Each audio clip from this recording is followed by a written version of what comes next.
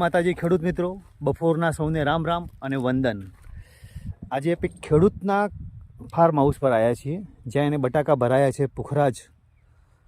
બરાબર છે, ભાવ તો વધારે નથી મળ્યો, પણ જે એની કન્ડિશન છે તમે જુઓ કે શું બટાકાની આ જુઓ, આ ઢગા ભરાઈ ગયા છે.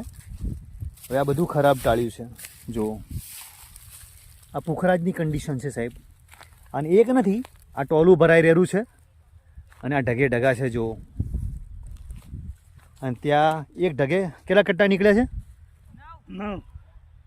એક ઢગે બોલો 9, એટલે 2 ભાગ થયા છે.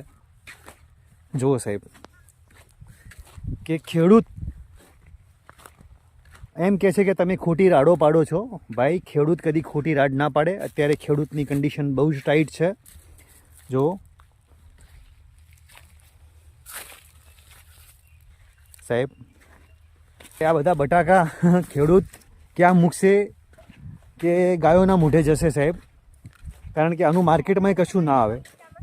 એટલે જે ખરાબ માલ નીકળ્યો છે અને વત્તા નાની સાઈઝ બે વેપારી ટાળી નાખ્યો છે, એટલે બહુ જ કન્ડિશન ખરાબ છે ખેડૂતની.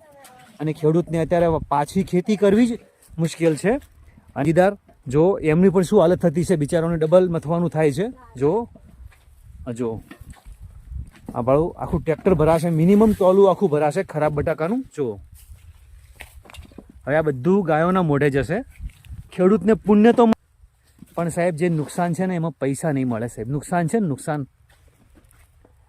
હવે એને ઘર ચલાવવા, પછી છોકરાઓની સ્કૂલની ફી ભરવી, કે શું કરવાનું સાહેબ?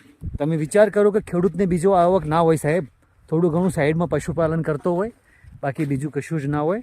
તો આ વિડીયોને સારો લાગ્યો હોય તો લાઈક કરજો, શેર કરજો અને કમેન્ટ કરજો. જય માતાજી.